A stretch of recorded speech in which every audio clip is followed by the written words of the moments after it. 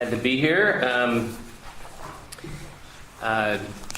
Noted, Mr. Chairman, my name is Todd Ambs. I currently serve as Director of the DNR Water's Great Lakes Coalition, which is a regional conservation collaborative. But the views that I will be expressing today are my own, and I've come here to express my opposition to Senate Bill 302 in its current form. My insight regarding this matter comes from my working in the environmental field for more than 30 years, and as most of you know, from having the honor of serving as the Water Division Administrator at the Wisconsin DNR for 8 years, from 2003 to 2010. In that capacity, I work closely with Committee Chairman Kedzie and other legislators, Senator Wirtz, Senator Miller, Representative Johnsrud, legislators on both sides of the aisle to craft Act 310, first significant groundwater quantity law ever passed by this legislature. Chairman Kedzie, has already been noted, provided a nice trip down memory line recap of what happened then. I can tell you that as much as I remember Earth Day 2004, I remember well Earth Day 2003 when Governor Doyle held a public event in Milwaukee and talked about how he wanted to see a good comprehensive groundwater quantity bill on his desk by Earth Day of 2004, and then looked at me and said, "Please make that happen." I am very grateful that thanks to the tremendous work of a lot of folks in both parties, and certainly Chairman Kedzie and Senators Wirtz and Miller, we got that legislation passed. A couple things that Senator Kedzie didn't mention, in addition to the key stakeholders that met for months to explore the issues and propose remedies, those stakeholders actually worked in part off from a white paper on the subject that was jointly prepared by the River Alliance of Wisconsin and the Wisconsin Potato and Vegetable Growers, with the assistance of scientists in the University of Wisconsin system.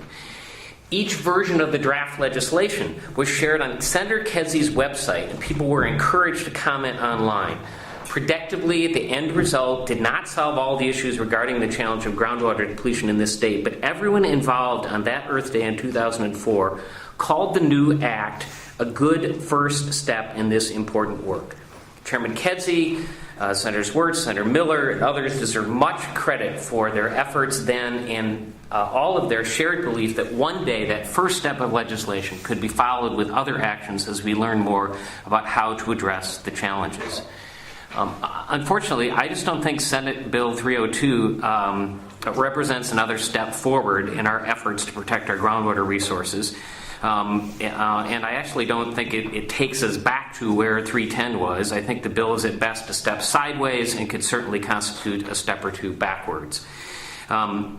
But I actually have to say that, having listened to a lot of testimony here today, and for reasons I'll get to in a minute, I'm actually quite encouraged by the discussion that we've had here today, because I actually think there is some real potential to address some of these challenges in a very constructive way. I just don't think that this bill does that. Other folks have addressed a number of concerns with the bill. I'm just going to focus on two areas. The presumptive approval provision and the prohibition on DNR requiring additional conditions in individual well permits. Requiring the DNR to render a decision on a high-capacity well permit in 65 days, I think, is arbitrary, short-sighted, and will force the DNR to pick and choose which permit applications that they will actually review, because they simply will not have the resources to review them all adequately. Before any action of this sort is contemplated, there should be a comprehensive review of the staffing needed to process all permit requests thoroughly and in a timely manner. Such a review will likely result in a finding that the DNR needs more staff to process permits in a few weeks. Those staff could be paid for easily by raising the fees for wells drilled in Wisconsin. The fee of $50 for all new wells and $500 for high-capacity wells has not been increased in a decade.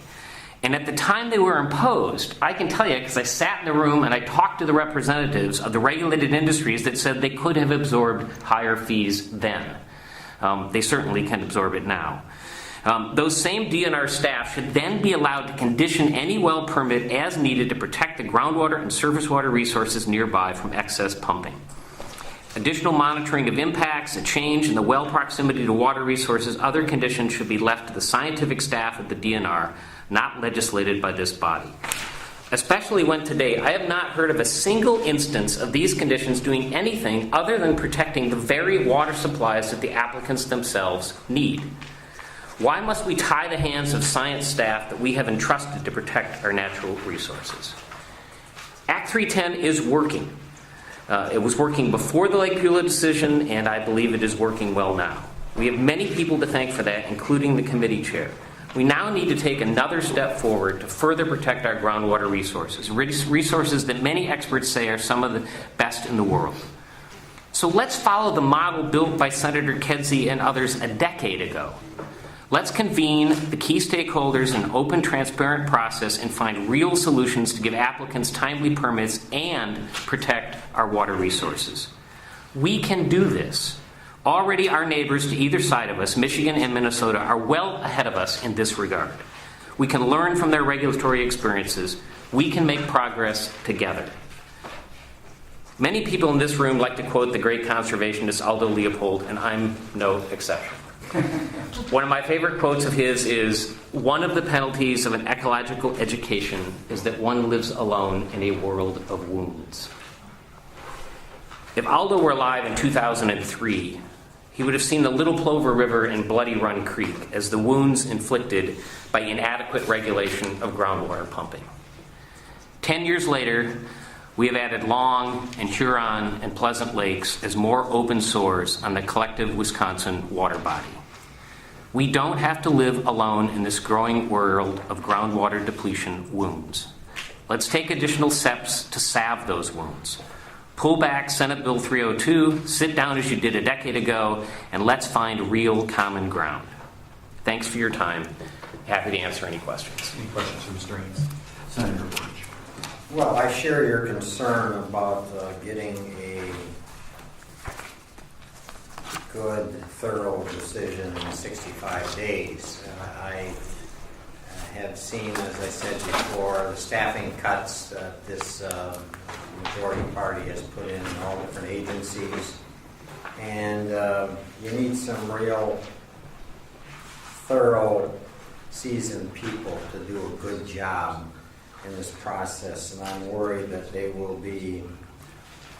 are not enough of them in the DNR, that they will be spread too thin with the mine coming on too and adding extra burdens and that. So I share your concern about getting a good, thorough process under 65 days with the contentious court cases and, as someone said, a 40% increase in high-capacity well applications. For all those reasons, I share your concerns on that.